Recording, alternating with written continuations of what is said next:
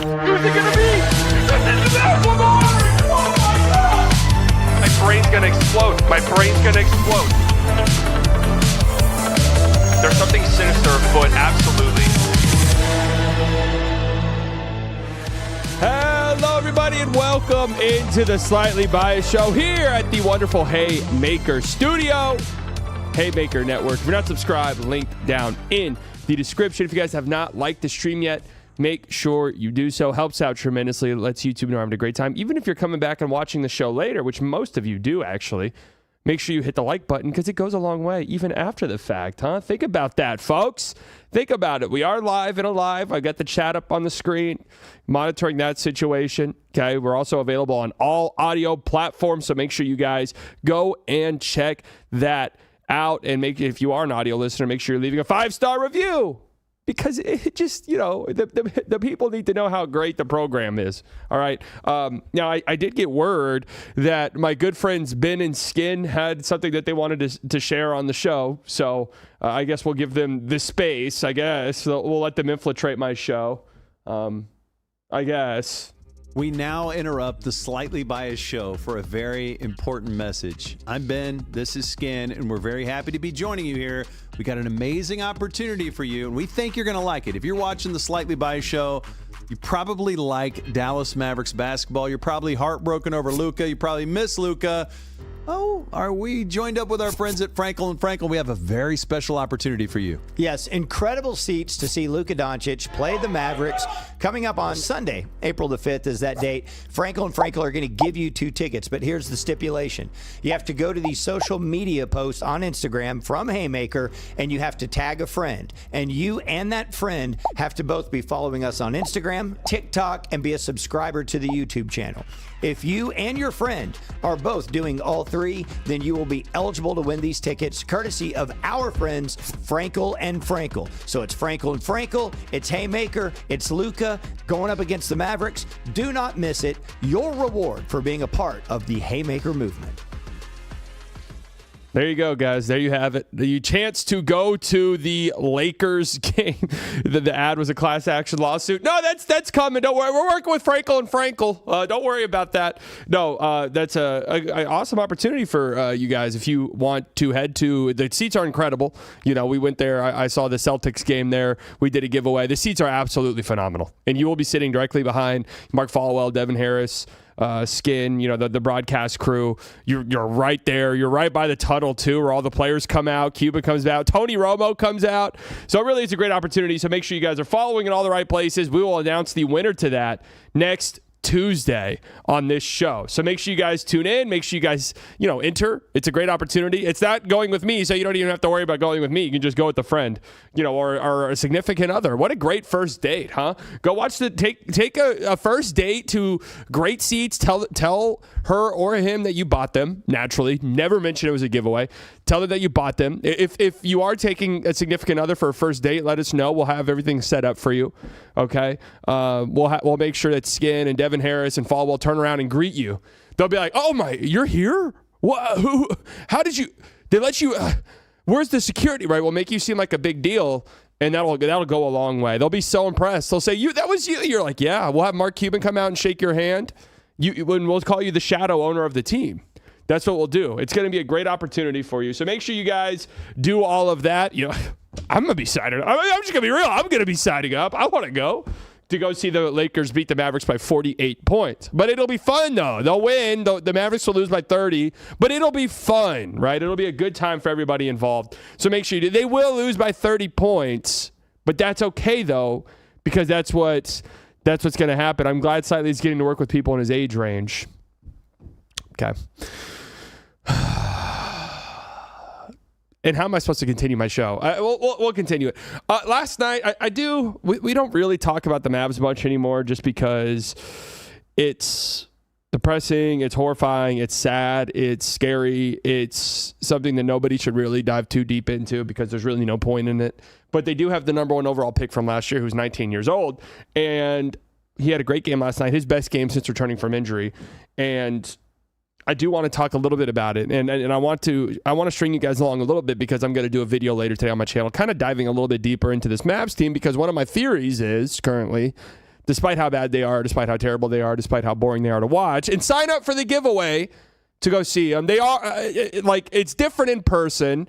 I know saying this directly after a giveaway to go to a game is probably not the best, but you want to go. Slightly, will you be taking Sabrina Carpenter with you if you win the tickets? I'll have to see what her schedule is, and especially mine as well. I might not even be able to, like, schedule-wise. I don't know. She has hit me up recently. I'm just kind of, whatever with that. But anyways, again, there's not much to talk about with the team, and they're incredibly boring. But sign up for the giveaway. Last night, they lose back-to-back overtime games. Nick dropped this crazy stat on Locked On that really is bizarre. The Mavs have played in 6 overtime games this year, all of them in back-to-back games. So they play one overtime game, then play an overtime game their next game.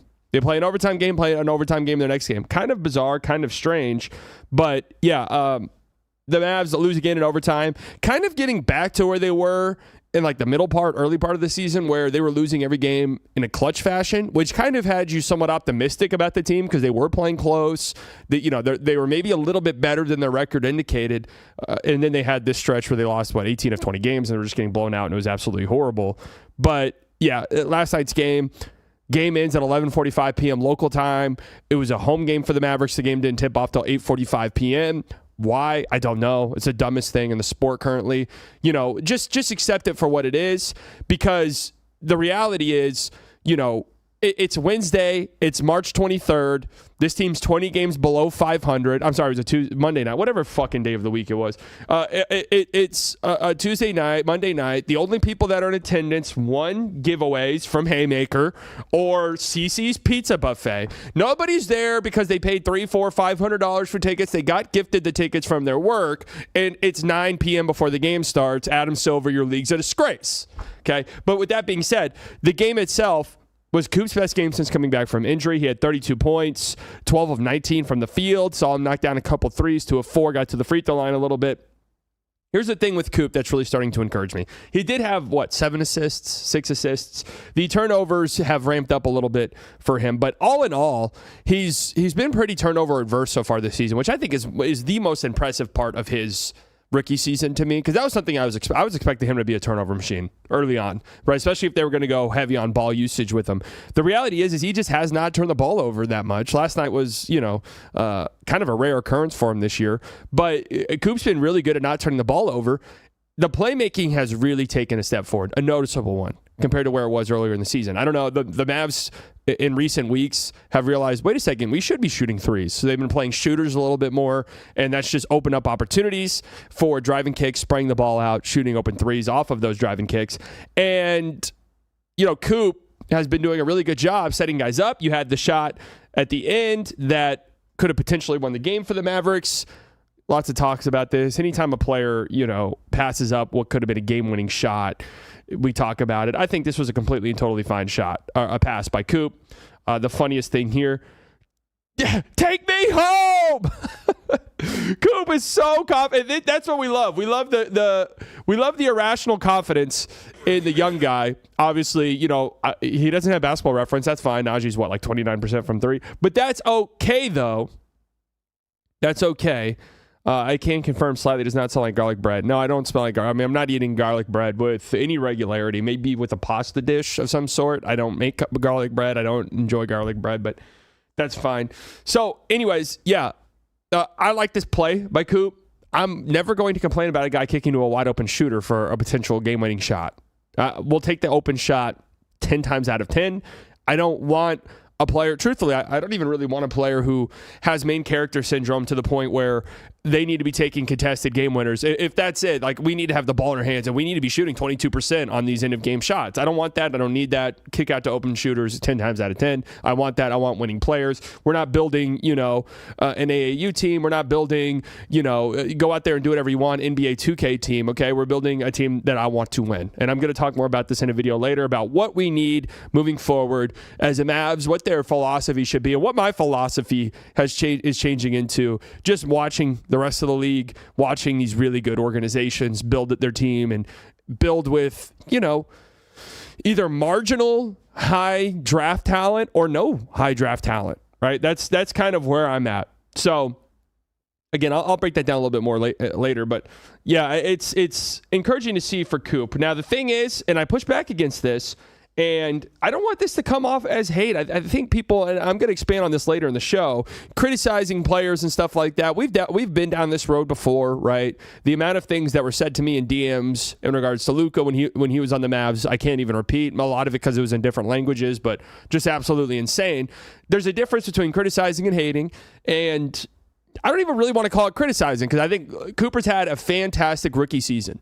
And in a lot of things that I thought would maybe be slow for him, it'd take him a while to learn, he's excelled at, which has really made me excited about his future. Some of the stuff that I thought he'd be really good at immediately has kind of taken a little bit longer to get there, which encourages me still because I feel very confident it'll get there because I know it's in it, right? Think about some of the defensive stuff, which I think in stretches this year hasn't looked as good as we had hoped, but it really has taken a step forward as of late. Playmaking's been good all year. It's really taken a step forward recently. The ability to get downhill, that was something that early in the season, before injury, was like, oh my God, this is crazy, right? This is absolutely insane. But yeah, either way, it's been a really good rookie season for him. But there are some criticisms I have. And again, criticism even feels like a hard word. It's more so areas of improvement that I want to see to help him unlock that next level. He has to take more threes. Even in a game like last night, 4 threes is just simply not enough. We got to be at 6. I think bare minimum, we have to be attempting 6 threes a game for him. For his exact play style and what we think he could be moving forward, he has to be shooting threes at decent volume. Okay? He has to. When you look at players of his similar archetype, right? You look at a Tatum. You look at, are we frozen? Is the audio going at least?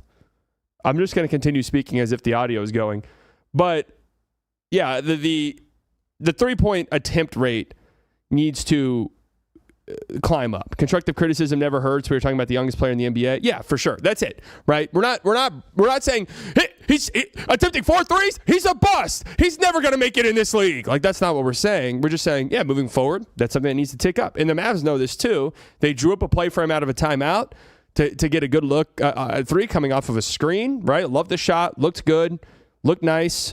And the Warriors called the timeout pretty much immediately after, and Kid was hyping him up. And, I guarantee you that was Kid saying, yes, shoot that shit. I told you to shoot that, right? And it's not lost on me either that they ran an ATO play for Coop to shoot a 3. So it's clearly something they know, right? And I wonder how much they're telling Cooper it as well, that he needs to be shooting threes at a higher clip. That tells me a decent amount. They're letting him know at a decent amount. So anyways, yeah, I thought the game last night for Coop was amazing. He's impacting the game in so many different ways, which is encouraging, especially coming back. Like that's what has encouraged me in this stretch where the shooting numbers have been terrible, right? There's no two ways around that. But he is impacting the game in multiple different ways. And I just look at the team next year, and I do think Coop's a big second-year leap guy.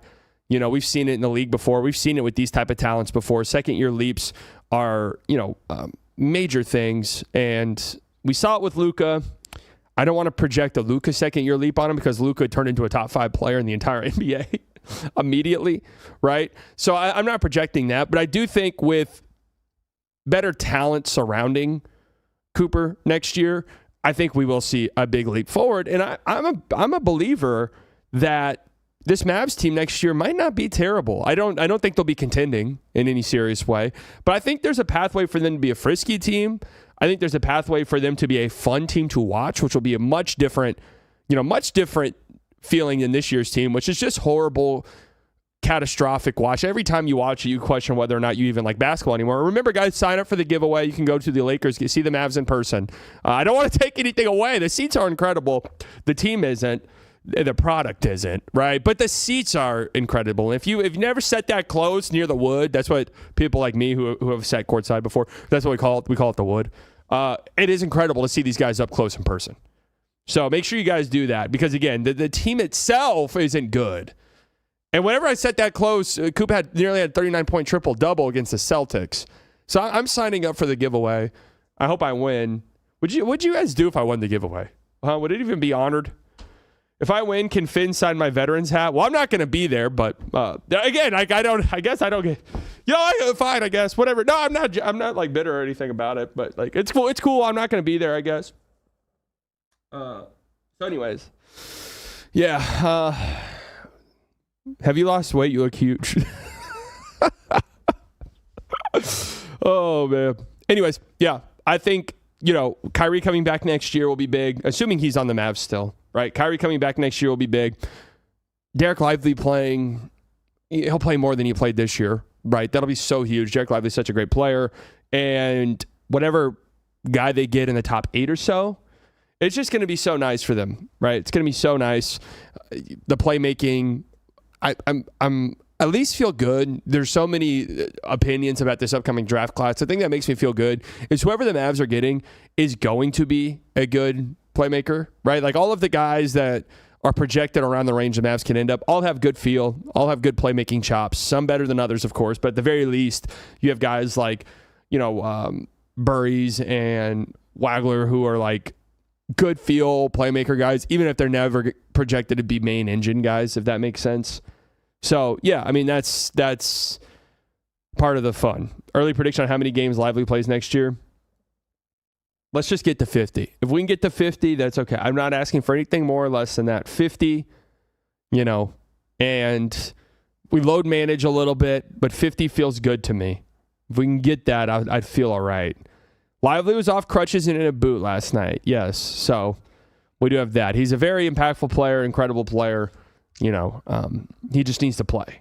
And hopefully these foot injuries don't have lingering long-term effects on him, because that would suck. A couple other things to talk about real quick. College basketball, it's going on. It's happening, right?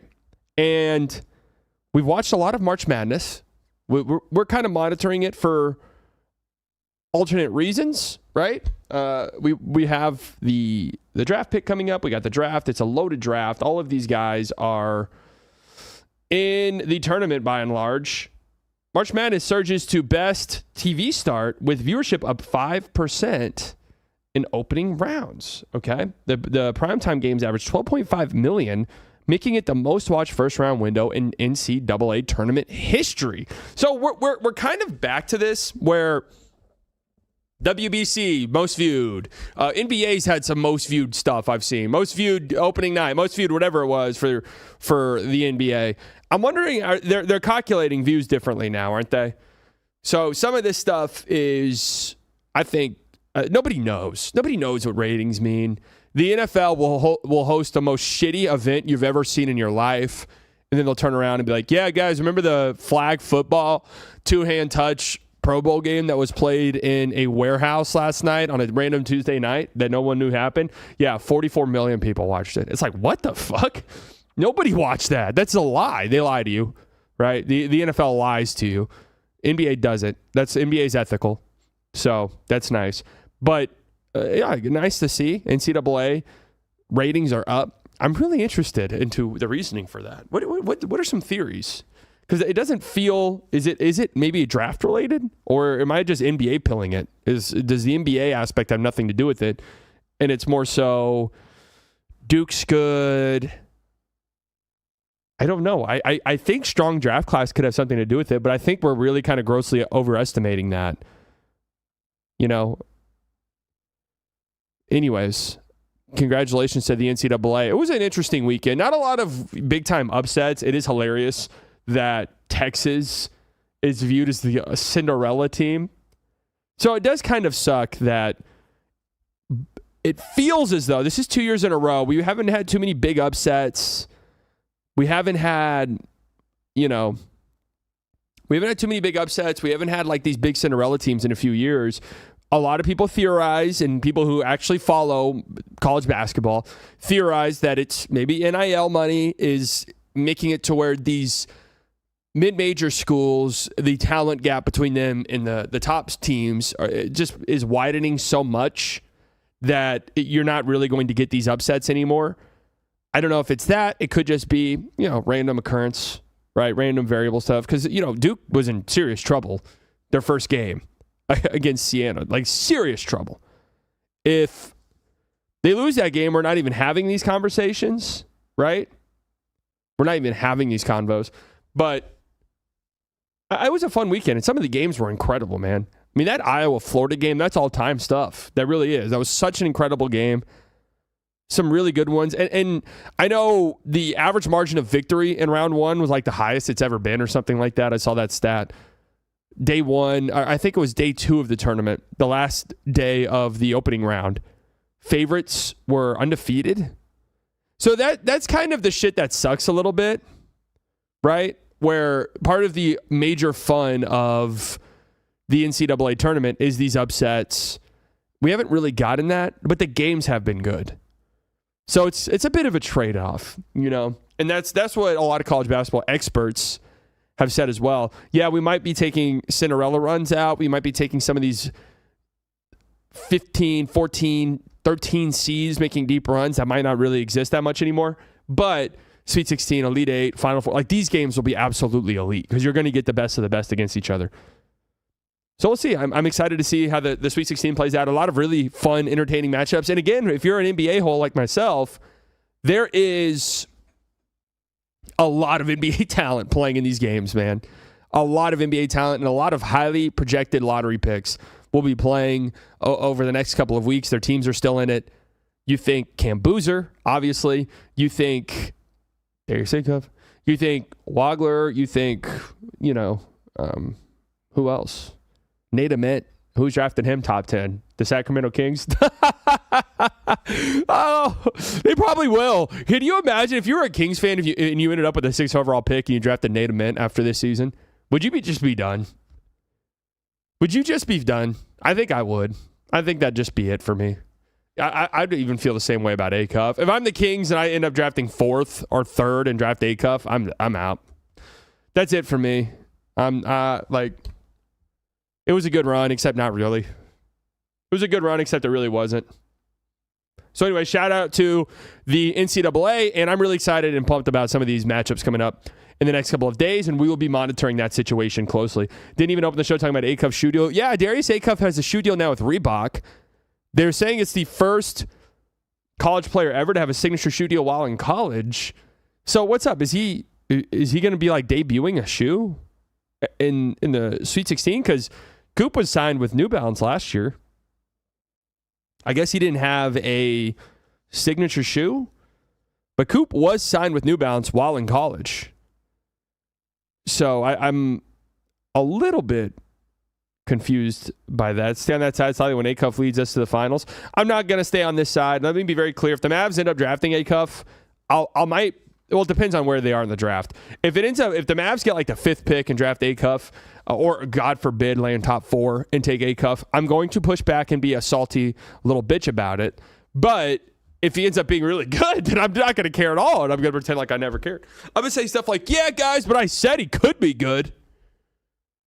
So there you go. That's what I'll say. Yeah, guys, I said he could be good, and he ended up being good, so I was right. That's how you always build yourself a defense mechanism right there. It could work out. Say this right here. Yeah, the likelihood of it working is 0.1%. It's not going to work.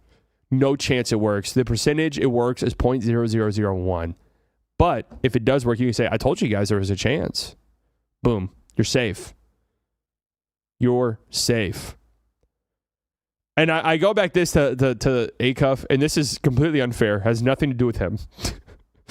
Think about some of the people pushing Darius Acuff. Okay? Think about it long and hard. Think about some of the takes you've seen about Acuff in recent weeks, and think about who is saying them. And then ask yourself this. Will those people be right? It's shitty. It sucks. It's not fair to them. Will these people be right?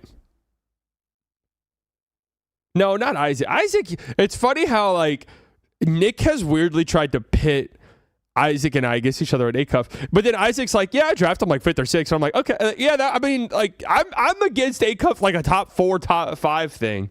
That's my whole stance. Right? That's my whole stance. And then you got Kendrick Perkins saying he should go 101. You got Rashad Phillips, but again, related. That's a little bit different. You've got the Sacramento Kings, and it's funny. A report came out that the Kings love Darius Acuff, and are higher on him than most. Not surprising. And then a separate report then came out minutes later that an anonymous NBA team has Darius Acuff top 2, I believe is what it was, which was the Sacramento Kings. Right? Like, let's just be serious. I also saw somebody, a Kings fan, be like, yes, Mark Spears, who had that report, said that. I saw Kings fans say that Mark Spears has legit ties with the Kings, like has definite ins with the Kings. And when it comes to Sacramento, knows what he's talking about. So an anonymous GM has AJ DeBonza ranked number 1, Caleb Wilson number 2. Caleb Wilson's going to be, I think, one of the most interesting guys here. Because there is an outside chance he goes top 2. And I'm just telling you right now on my slightly biased big board, which I'm in, I don't really want to share fully because I'm in some consulting negotiations with several NBA teams. I'm just wanting to see how much they're offering before I, for free, give it out. But I have Caleb Wilson number 2 as well. Just because I think you're looking at a franchise-changing defensive piece. If the offense comes around, fantastic. You're talking about one of the best players in the entire NBA. Even if the offense doesn't come around to that level, good uber elite athlete, will be a monster in transition at the very least. Good playmaker as well. There's value to be had there on top of being just an incredible defensive force, right? So I like that. I like that floor being there for him. Darius Acuff number 3. I cannot for the life of me get there. I mean, if the Mavs end up, I'm telling you guys, if the Mavs end up with a good pick, we'll be excited, obviously, if they end up in the top 4. I will have a lot of sleepless nights. I will. And look, Acuff, once we get to 5, in my opinion, Acuff there, fine, whatever. I mean, I'm not going to agree with it, but that's okay. So 5 through whatever, I'm not going to personally agree with some of the placements, but okay. But once we're top 4, I just, for the life of me, cannot get Acuff over Cam Boozer, AJ, even though I'm maybe not as high on AJ, Caleb Wilson, and Darren Peterson, unless you do pre-draft medicals, pre-draft interviews, and you're like, oh, Darren Peterson, there's a problem here. There's something mentally not there. Maybe there's some degenerative hamstring stuff. We don't know, right? But there's something here that's really scary to us. Then that becomes its own thing. But yeah, that's it, man. And I've talked about it a million times, and I made a big video about it, and that was going to be my reference point where anytime anyone asks me about Acuff, it has nothing to do with him more than it has to do with, I mean, it does have stuff to do with him, but the history in the league of these guys. And that's such an important thing that people completely, that's such an important thing that people completely overlook. You're not saying he's bad. You're not saying he's a bad college player. Nobody in their right mind would say that. Nobody's denying how good he is offensively, right? It's just, historically speaking, in the NBA, the levels you have to reach as an offensive player to even start to outweigh your defensive downsides is monstrous. And even then, there are problems. That's it. Now, once you get past the top 4, all of those guys are flawed in their own ways to where, okay, if you do think that you're looking at a generational offensive guy, then the conversations can start there. If you're just like, yeah, he's so good offensively, though, we can work past it. But I just, in the top 4, I just like those guys. The consensus top 4, I just like much better. And to be completely fair, like AJ DeBonza has very similar concerns. The problem is he's uber athlete who's just bigger. So I can talk myself into those things working themselves out, even if I am concerned about them, right? Why are you so concerned that they would take him top 4? What do you know? I just, they went out and got Tyus Jones. They seem to not care at all about small point guards. They're okay with it, right? And they need a guard. That's what's scary to me. They need a guard. Could they go, yeah, you know what? We're good. Next year we can draft based off of need and fit instead of just pure talent. So anyways, that's just my concern, right? Peterson the next Anthony Edwards. Yeah, I love Darren Peterson. Now, again, if there's some medical stuff or mental evaluation stuff, and that seems really unfair to him, but these are questions that are being raised. If those are the problem, if those things come up with problems, then okay. They only have these small point guards because they refuse to actually invest in the position, two-way guys minimums. That's true. They're not paying any of these guys significant money, or use significant draft capital on any of them. So that's a good point. We are really going to draft the college defender of all time? I don't know if he's the worst college defender of all time. Come on, I don't know how fair that is. I'm not sure how fair that is, but I will be interested to see what happens with Darren Peterson. Because if he drops a lot, not like he's mentally ill. I'm saying mental evaluation because there's been a lot of skepticism about his commitment level, which sounds unfair, but this is stuff that people have said. I'm not even weighing in on it. His commitment level, maybe some leadership traits. Again, stuff that we've said these things before about guys. Like these things happen with Anthony Edwards. You mentioned Anthony Edwards. That was something. Anthony Edwards doesn't like the NBA. Anthony Edwards doesn't like basketball. We heard those, right? That's just everyone loves defense all of a sudden. Yeah. I mean, listen, here's the problem. Nico Harrison, I think one of his many mistakes and one of the many things that he fucked up is him doing the hardline defense wins championship stance. I think is going to wreck people's brains where they're then going to go the opposite direction and be like, well, defense doesn't really matter in the NBA. This is the biggest misconception, and it completely destroys how people evaluate basketball. It completely destroys how people talk about it. And I don't think a lot of teams have fallen into this trap, but fan bases certainly have, where the NBA is about a bucket, man. Nobody plays defense anyways. You see this get brought up all the time. Nobody plays defense anyways. It's the biggest misconception in the entire NBA right now. The league plays a ton of defense, okay? Just like it's been the case for the entire history of the NBA, the best teams in the league play defense at a very high level, okay? Very high level. And what's being asked of defenders is more than ever, right? And teams have gotten so smart offensively that if you're putting a weak link on the floor, they're going to get hunted relentlessly. That's it. It doesn't matter. You can surround them with four of the best defenders in the league. We are hunting that weak link over and over and over and over and over, especially when you get to the higher, when you get deeper into the playoffs and your matchups are better, teams are more well coached, teams have better offensive talent. It's just, that's that, right? That's that. Sam with the $4.99. You're wrong on Acuff. Give him give me him as opposed to watching this dog shit season.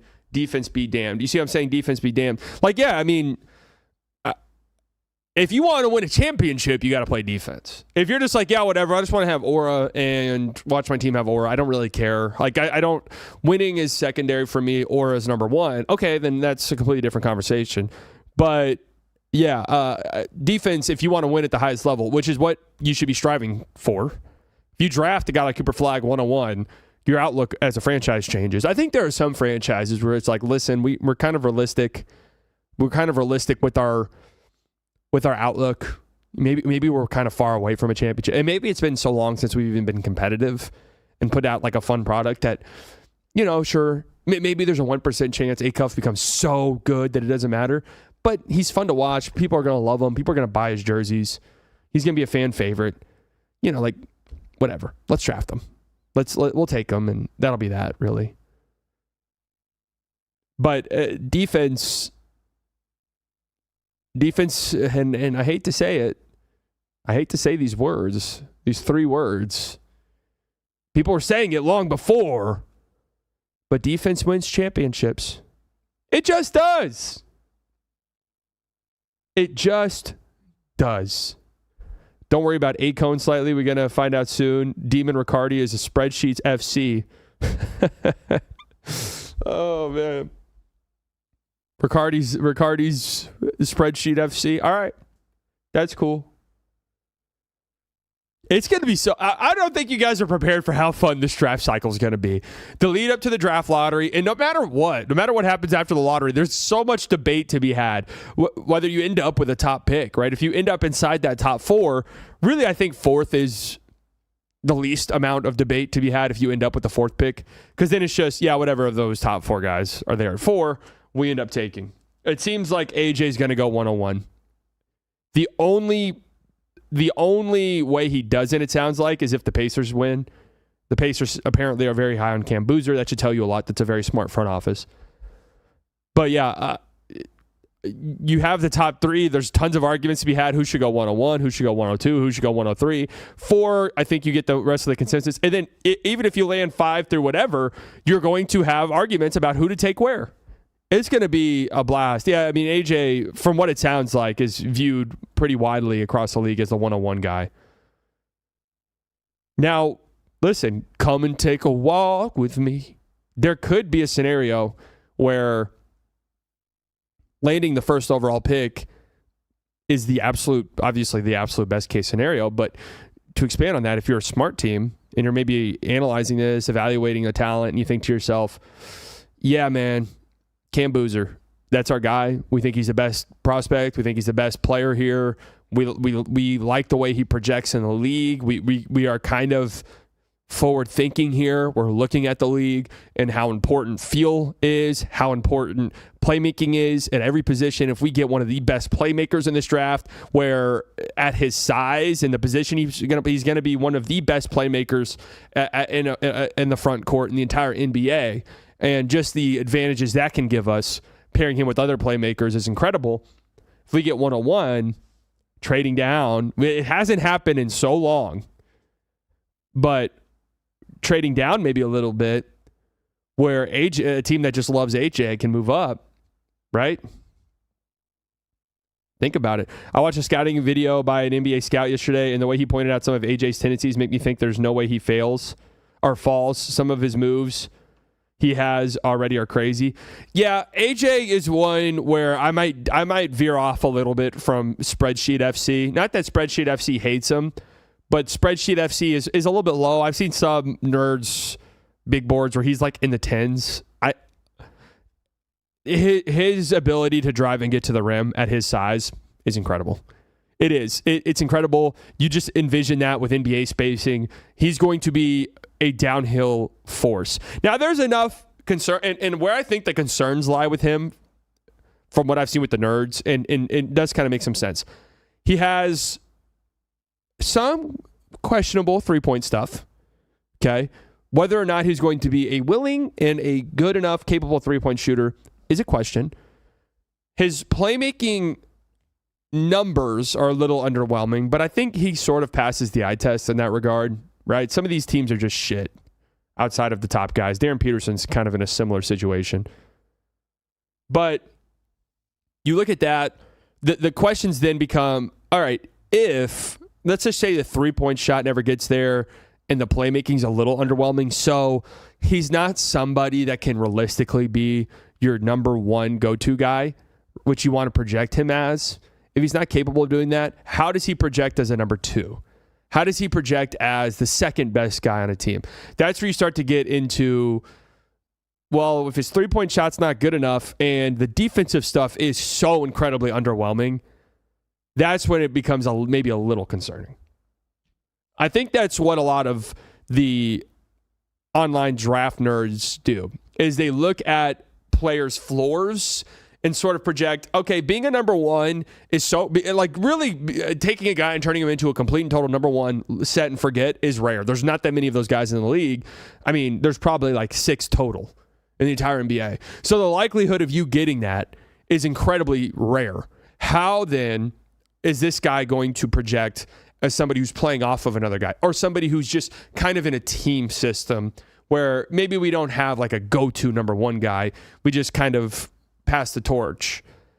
That's where some of the stuff. Well, yeah, the people were saying that about Coop, but the thing with Coop that made him so exciting as a prospect was, okay, even if Coop does not project as a 101 guy, as a number one guy, if you think that he's not going to be somebody who can be a first option, he will be an unbelievably incredible second option because he does all of that other stuff well.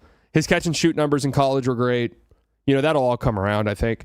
Catch and shoot numbers in college were great. Great playmaker, good rebounder, fantastic defender. Right. So, all of that stuff ended up working out in Coop's favor because it was like he does everything. And that's what the Cam Boozer argument kind of is, where it's like, all right, yeah. But what if you don't think anybody in this class is a true number one option? Then that just boosts Cam Boozer's stock a little bit more because he just does everything incredibly well. So you can project that out. Right? Boozer defends well enough in college. He can't be a 5. He gets torched when he plays the 5. He can't be the 5, but I don't think anybody's drafting him as a 5. Cam Boozer definitely defends better than AJ DeBonza, for sure. Okay, Caleb Wilson is the best defensive prospect in this draft by a lot. Are we?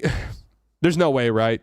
Say, could we be sleeping on a Caleb Wilson 101 argument? I don't know. I could see a team falling absolutely head over heels for him. I could see a team, if Caleb Wilson was healthy and had a big tournament run or something, I could see it. Absolutely. Healthy Peterson feels like the best first option in this draft. See, I think even Darren Peterson is somebody who probably is going to end up being a uber elite second option guy. I worry about his playmaking feel just a lot. Only because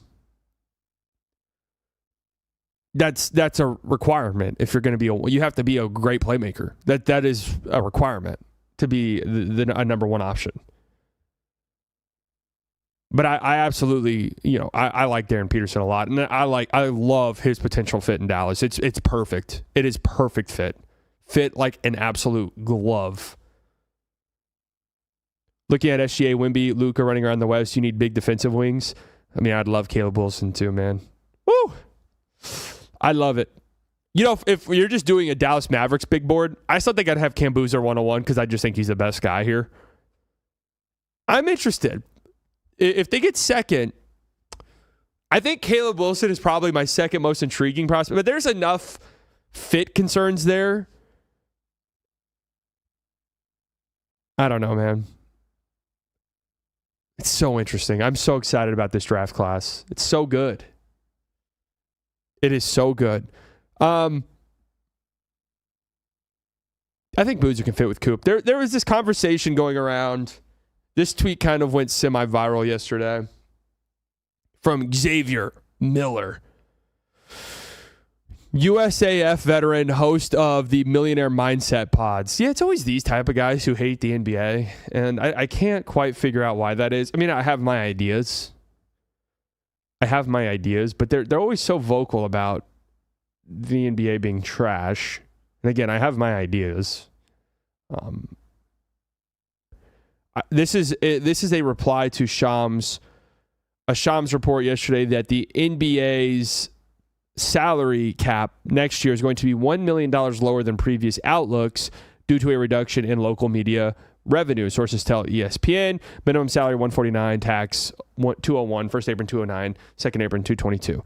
So I think some important context needs to be added to this is that the cap has still gone up. It's just going up less than they originally projected it to. Okay, but anytime stuff like this happens, and again, this is just the NBA is a magnet for this type of negative press. I don't know what it is. It feels like easy clicks kind of, but also at the same time, I'm not sure why the NBA has become a vehicle for these type of people to get off certain takes, right? I said 2 years ago the NBA will be irrelevant in America within 15 years. People laughed, but this is how it starts. First, ratings decline, then fan interest declines, then local media revenue declines. You don't lose cultural dominance overnight. You slowly become less relevant until it finally shows up in the business side all at once. So I think what our guy Xavier here is missing greatly is obviously the fact that, and Shams even mentions it in the report about the local media revenue. It's not that local or local interest in teams has gone down. It's just that the revenue has gone down because all of these cable networks that did the regional broadcasts got fucked. Okay? got absolutely destroyed. That's it. And teams had to scramble last second to fix this. And it has led to some problems that need to be ironed out. Like, for example, the Mavericks, if you wanted to watch every Mavericks game this year, we've done the math on this, but if you wanted to watch all the Mavericks game, you could get it. Are they still doing the games on Channel 21 or whatever the local channel is, where you can get an antenna and watch the games? But other than that, if you didn't have access to an antenna, maybe you just use your laptop to watch, whatever the case may be, you have to get a Mavs TV subscription, which I think is like $100 a year. Okay, you have to pay that. That doesn't give you access to really anything else besides Dallas Mavericks games. So it's like, if you're somebody who just kind of casually watches the games, there's a hang up there a little bit, right? But then on top of that, you have games that are on Peacock, and am I wrong about this? The Peacock games on Monday night, like last night's one, that's Peacock exclusive, correct? It's not on NBC. Am I wrong? I could be wrong about that, because NBC has different schedules where some of them are on NBC, and I think some of them are only on Peacock. Please correct me if I'm wrong. It was not on NBC. Okay, I think the Monday ones are Peacock exclusive. Last night was on NBC. Okay, great. We don't know. Join the giveaway, guys. We don't know. You have to have ESPN, right? Because ESPN has games still.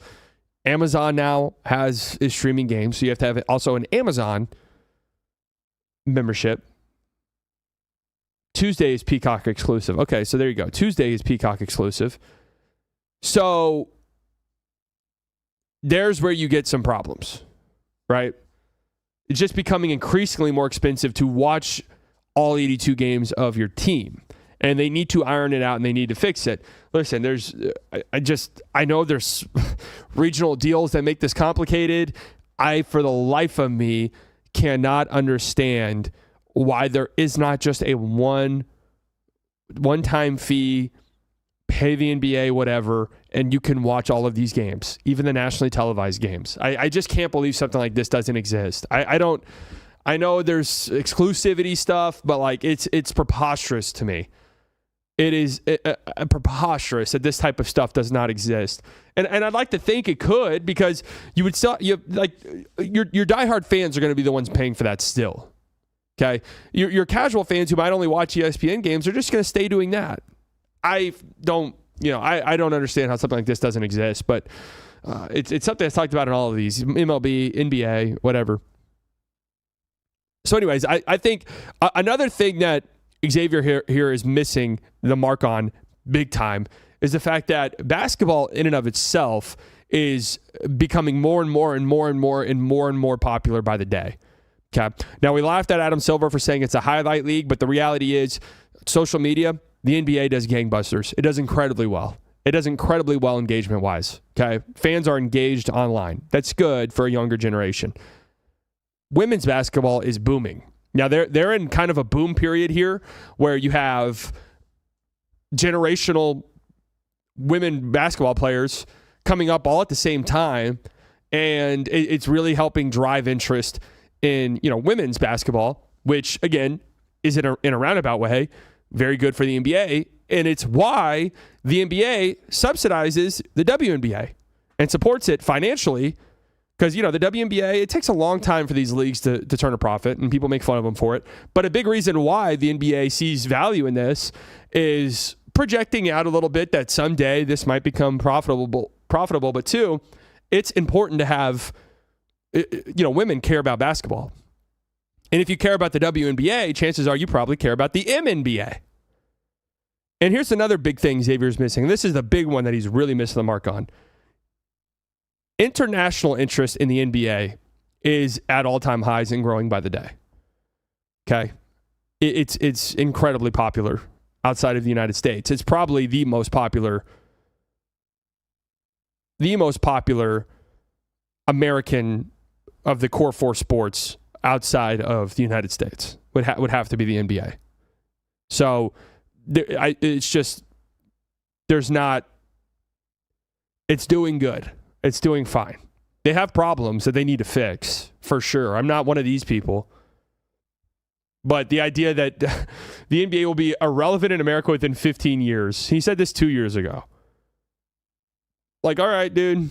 I mean, cool. Based off what? Your vibes and fifis? And then you always have the bot accounts.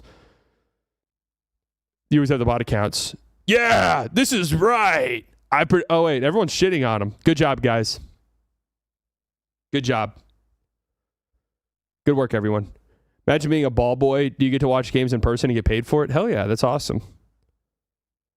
Within 15 years, everything will be irrelevant. Yeah, I mean, Xavier might be right. It'd be funny if we're living in, fallout shelters in 15 years, and Xavier kind of follows it up with this tweet. The internet's still on because we have to be force-fed our state propaganda. But Xavier comes on Twitter and says, told you guys. That'd be a hilarious follow-up.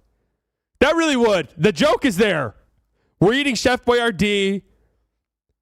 We're eating Campbell's chicken noodle soup out of cans. There's no microwaves, so we have to eat it cold. I told you guys. Oh, hell yeah. There it is, right there. That's what's up. There was a lot of conversation that it's this time of the year for the NBA, huh? It's jarring how many people I know who couldn't care less about the NBA right now.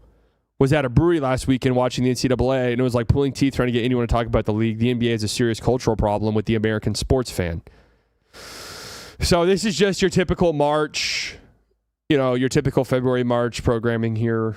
Now, I will say what's kind of funny about this is brewery for college sports. Not sure you're really tapping into the NBA demo there, right?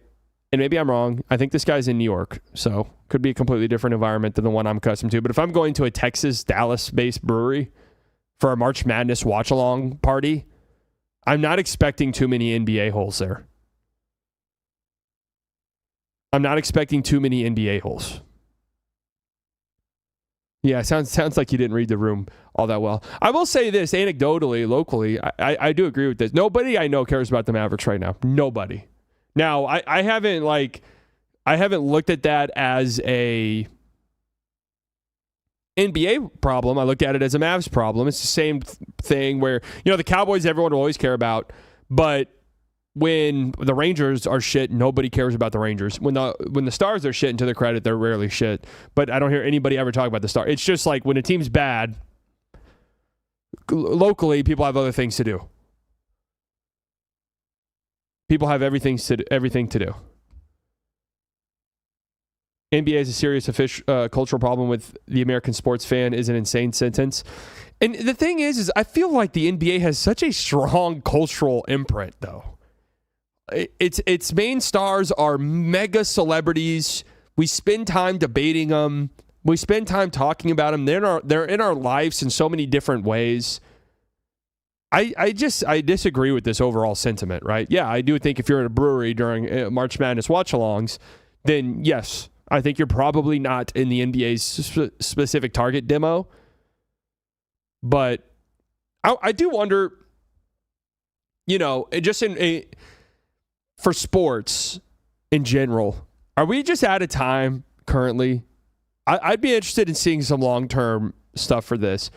But are we at a time, and I know that, ratings are up, depending on what you want to look at, but are we at a time where there's just so much going on that it is kind of hard to sit here and do, have like hour-long sports debates? Right? Like, are we at a time, are we, is it just, there's so much going on in the world? NBA holes, I feel like, are more likely to partake in other substances and veg on the couch. Yeah. Yeah. Basketball is the sport of the young American sports fan. Accessibility to the sport itself is so much higher than any other sport. Now, I will say some of the stuff I get concerned about with basketball is, look, man, if you want to go buy a Wilson Evolution, which is like probably the best basketball you can get, and the one that you'll use at pickup games. If there's a Wilson Evolution there, you're using it at pickup games. Those are now $100. The price of that has skyrocketed to $100. And if you want like basketball shoes that are good. Like the thing is, if you're buying basketball shoes, you do need them to be good. You need them to perform good. You need the traction to be good. You need the ankle support to be good.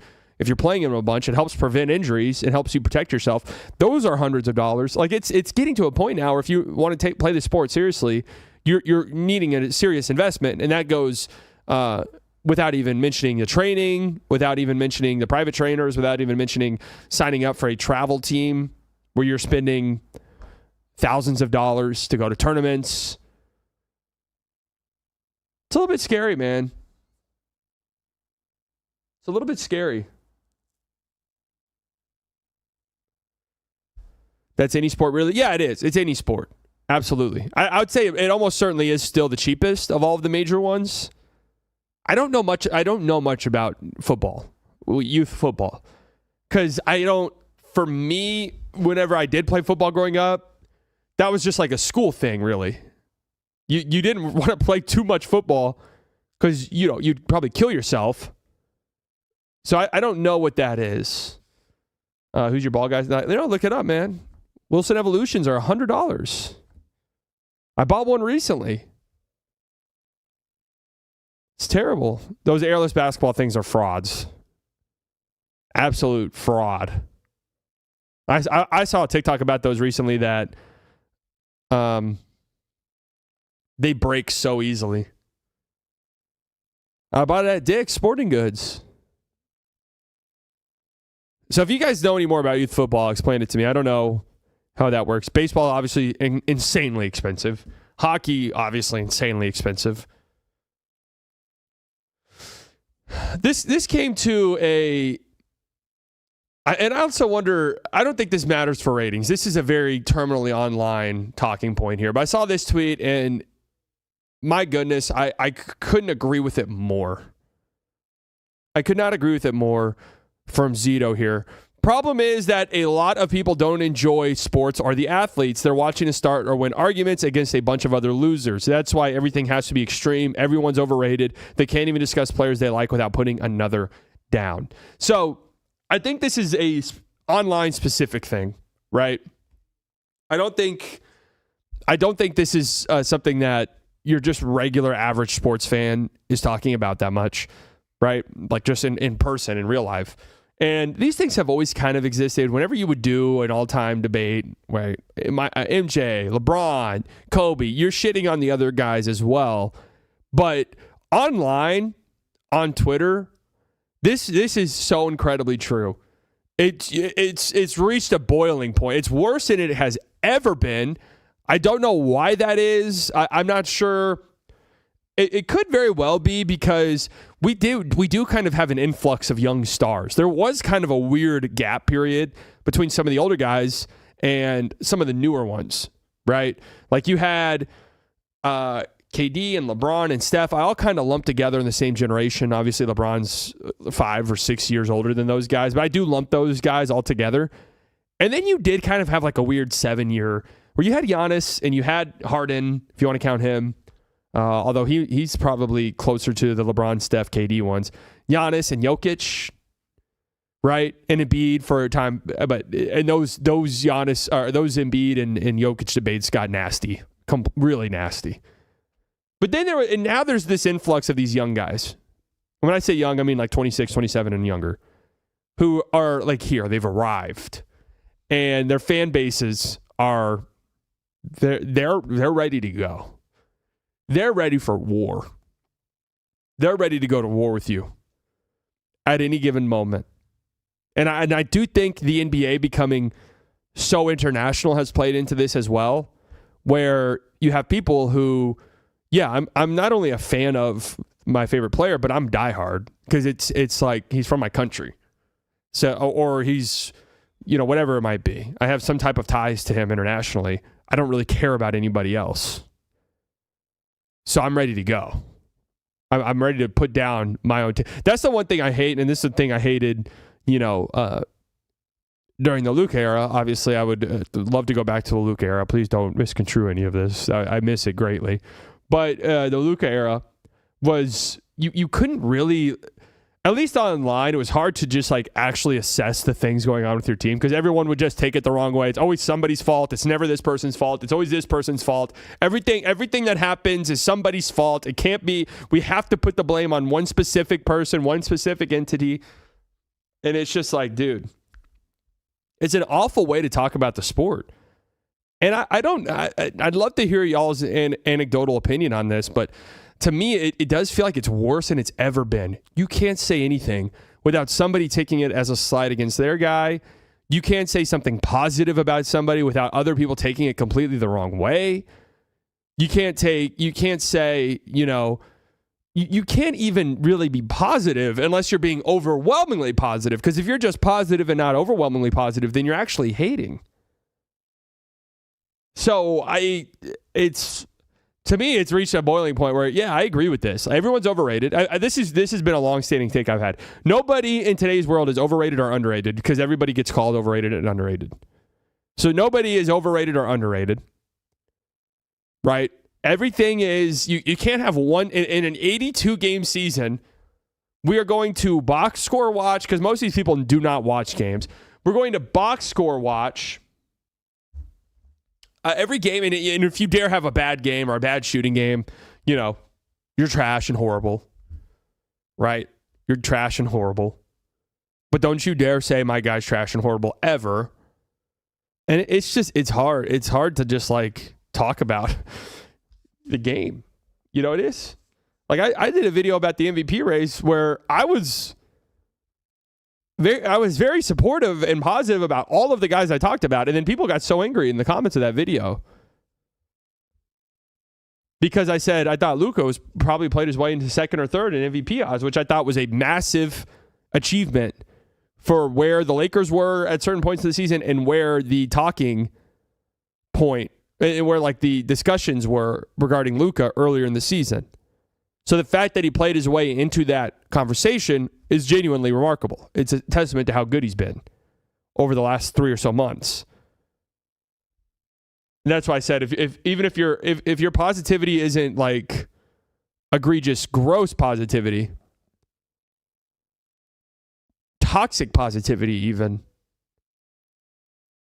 then that's that. Think about that. It's existed since the early 2000s. I used to go to war for Dirk whenever people dissed him in favor of player B. Yeah, I think it feels way worse in the NBA than any other sport. And I think it's because NBA athletes are just much more personable. You see their face. There's only 5 guys on the floor for a team at any given time. One player can change the game much more than any other sport. So I think that's why. But it has made it to where it's really difficult to just have, like, for example, can you have an MVP conversation without people getting very upset by it? No, you can't. And not only that, but can you have an MVP conversation? Can you have an MVP conversation where even if you're being positive towards everybody and you're making it your mission to not do it, this person's 1 because this person at 2 sucks, or this person at 2 doesn't. If you're just like, 1 through 3, good, blah, blah, blah, blah, blah, blah. Is that even possible? People got mad when the fans rightfully called Luka thick, or when people said Embiid doesn't drive winning. Nothing wrong with the truth. I'd hate to lie and say Paolo is a winning player. It's a lie. Paolo's got some shooters. Did you guys see that Twitter drama a couple nights ago? Some dude was getting dragged by Paolo Banchero defender. I didn't even know they existed. But they're out and about, and they're ready to go. They're a small but rambunctious bunch. They want to get out there. They're eager. They're eager to go to war. You had a long experience with message boards. How was it then? I don't have a long experience with message boards. I was on message boards. They were fun. That should really be what it goes back to. Twitter just ruined everything, I think. Who's Commissioner Dynamo? Anyways, NBA calls for arbitrary 65-game rule to be abolished or reformed.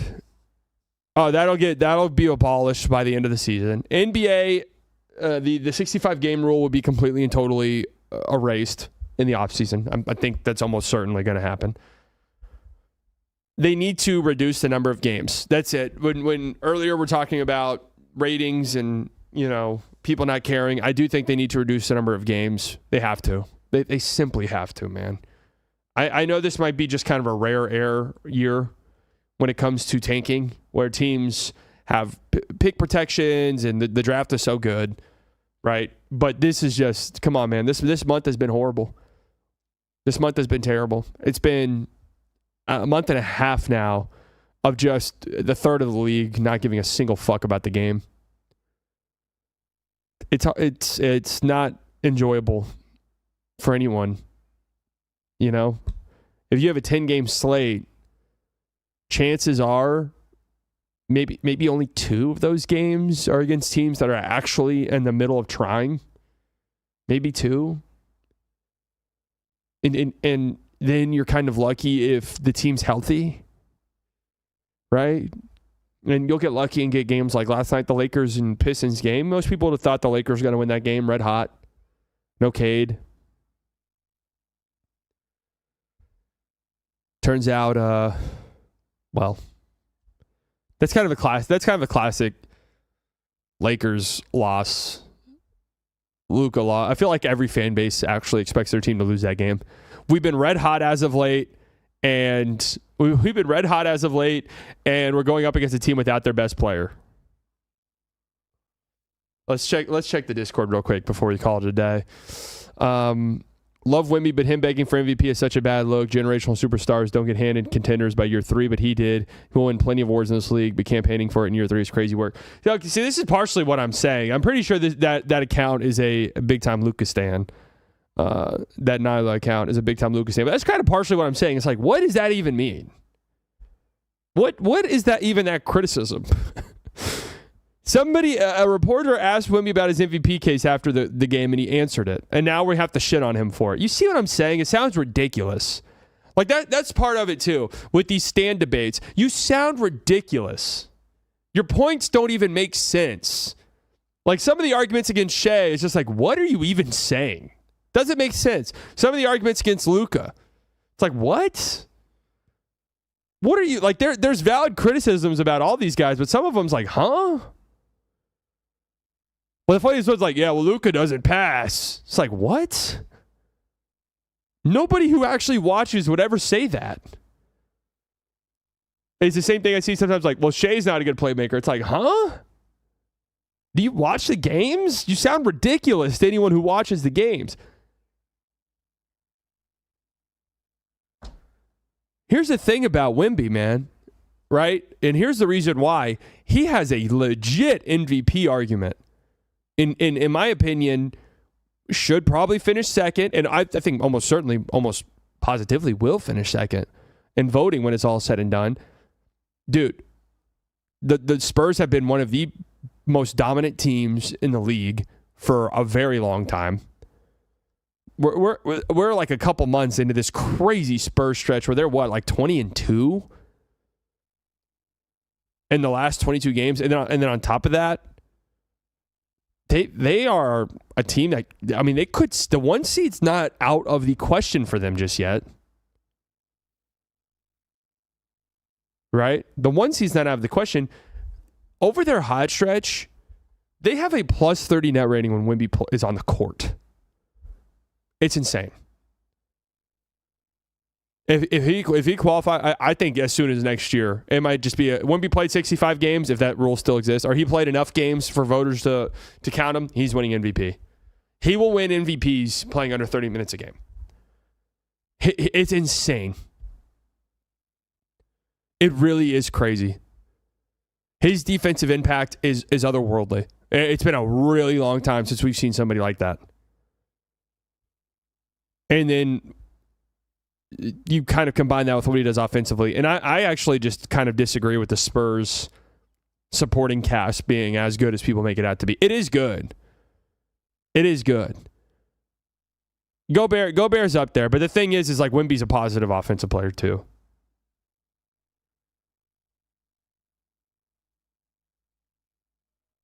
It's crazy how you're either the MVP or nothing in people's eyes. Yeah, I know. I think that's part of it too. Is it's like, and listen, I know, Luka's had a great, really whole calendar year here. He's been incredible since the turn of the new year. I know it's. I think from what I can just guess, for Luka's stance, it's getting a little uncomfortable. Right? He's what, 27, 26. You have some of those dog shit college basketball takes. It's incredible. All right, what do you disagree with?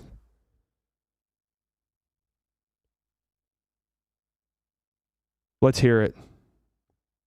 I'm sure this is an A-Cuff thing. Because my A-Cuff take isn't a college basketball take. It's a translation to the NBA take. But I'm interested to hear it. I'm interested to hear a pushback on it. Hawaii in the Final Four? Oh, okay. Have a good day. Have a good day. Have a good day, sir. Have a good day.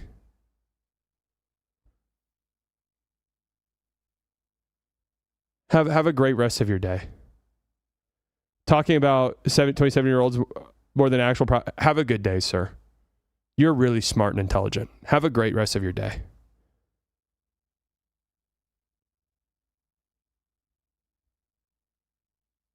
Have a great rest of your day.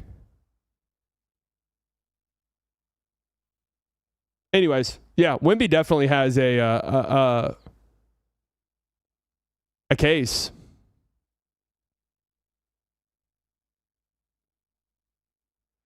You didn't offend me. I hope you have a good rest of your day. What in the flying fuck is on my screen? What is on my screen? Sorry you don't understand Isaac Big Fish Johnson. You want to come in here and say I don't know anything about college basketball, and then you want to roundabout way shit on Isaac Big Fish Johnson. You don't know anything about it. Get out of my life. You're out of here.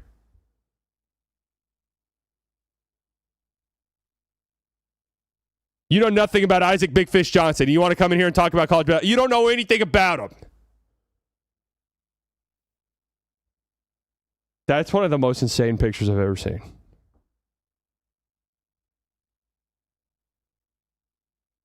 I regret even showing that on the screen. For those audio listeners, it was Luka. I actually don't even know how to begin to describe that. The Nerds ranked their top 10 prospects coming into the NBA draft. What stands out? AJ DeBonza 1, Darren Peterson 2 for both. All right, same top 5 for everybody.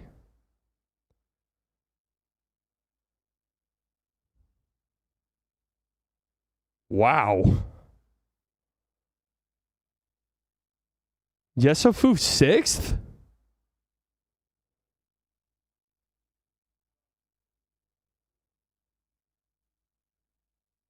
Burry 7th. I can get behind that. Kingston Fleming's 8th. Yaxel 9th. Kareem Lopez 10th. Interesting.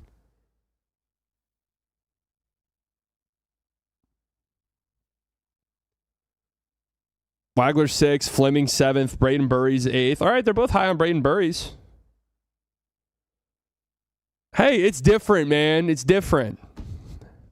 We don't hate that because it's different. Okay?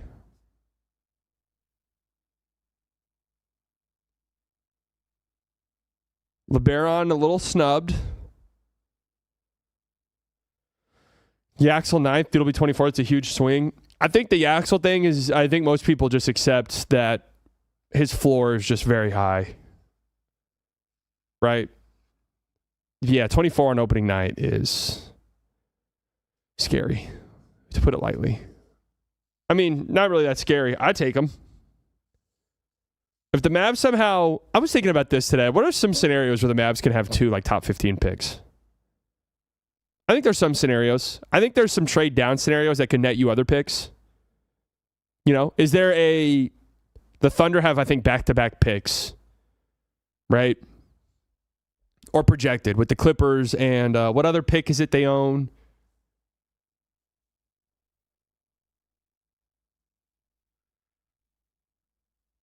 I think there's a world in which, that's right, okay, the Sixers pick, yeah. Sixers and the Clippers pick. You know, could you maybe get one of those? Is there a world where maybe you can trade down? I thought of this scenario today. What if you land at, let's say, 5? You get the 5th pick in the draft if you're Dallas. And let's say Portland calls your phone. And we'll say Portland has the 10th pick. I'm just throwing out numbers here. Or even 12th. Fuck it. Portland has the 12th pick. And they call your phone and they say, hey, listen, Scoot has restricted free agency coming up. We're not that interested in that. We want a guard. You know, we want to we need another guard that we can really kind of rely on. We love Acuff. What if there's Dallas can literally not get the 5th pick? Okay, let's say you're 6th or 7th. Acuff is still there. Would you trade down a few spots with Portland if they give you a future pick maybe? And then you flip that future pick to take one of the Thunder spots. So then let's just say in theory you could draft 12th and 15th. You have the 12th pick and the 15th pick in this draft.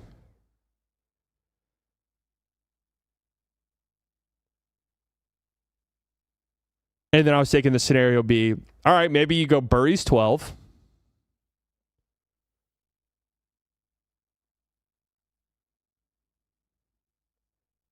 Yeah, in the made-up scenario I had in my head, it was 10th, but I don't even think Portland could really move up to 10. Or some team like that. Move down a few spots, use whatever you get. I mean, they did this in the Lively draft.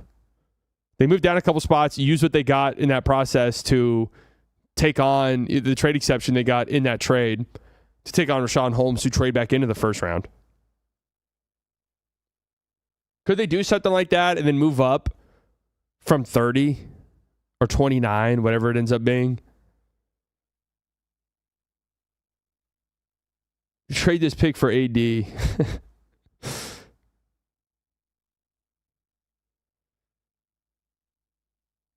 Oh, yeah, we're going to do a community mock for sure. Don't really like the 12 through 15 range once Phylon and Burries are gone. I guess, like, are we sure Burries will be gone 100%? If I could trade down and I know Burries will be there, I would do that. I would 100% do that. I'd be cool with drafting Burries like 7th. So if you could trade down and draft Burries still,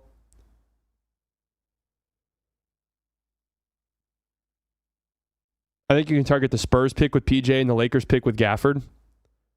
Yeah, maybe. Absolutely. I like LeBaron Phylon too. The thing about Phylon that's interesting is his freshman year at Alabama, he defended incredibly well. So you can at least project that. Only problem is he's small. He's like scrawny. But he's a dog though. I like him. I just like the way he plays.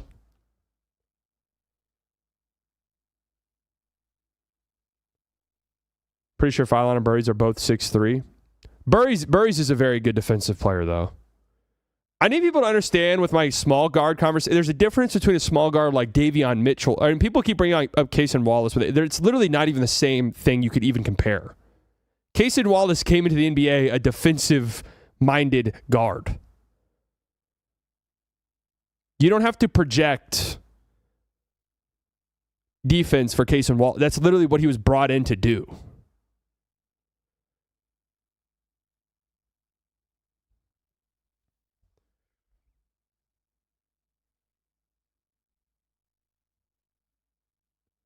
Sturts is interesting. Where do you think he goes in the draft? Trade down to get Sturts and then something else? This draft just feels loaded, and everything I understand about next year's draft is that it's not very good. So maybe there's some value to be had in trying to get 2 guys. But I feel like a lot of teams will be feeling the same way, though, don't you think? I don't know.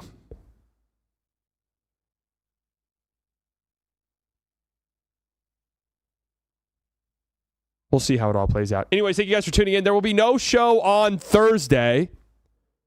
No show on Thursday as I will be out of town. We'll be back next week with more college basketball stuff. The draft is just getting closer. The NBA playoffs are getting closer. This is dropping on Thursday, by the way, guys. This is dropping on Thursday. FullyDelusional.shop. If you guys want to buy one. Thank you guys for tuning in. I love you all. Enjoy the rest of your day. Enjoy the rest of your week. And if you're interested in going to that Lakers-Mavs game coming up, great seats. Make sure you join the giveaway. I love you all, and I'll talk to you guys later. See you guys. Oh, wait. You going to read subscriber chats? Didn't I already? It doesn't pop up on the screen. Oh, shit. Okay. Yvonne, 24 months. Mavs court curse. 2 terrible injuries in 2 years. I mean, there's a lot of injuries, to be fair. It's just Bryce, 9 months. Can we get Nico on to hear his draft thoughts? If getting Nico Harrison on was a possibility, trust me, we'd be all over it. Paul, 27 months. Your toxic positivity has driven me to Mavs fandom. My toxic positivity? I love that. We're spreading propaganda. Except we haven't at all this year. All right, love you guys. I'll talk to you all later. Bye-bye. Who's it gonna be? One more! Oh my God! My brain's gonna explode. My brain's gonna explode. There's something sinister afoot. Absolutely. Security at the Haymaker Network is provided by Smith Thompson. Secure your home now at smiththompson.com.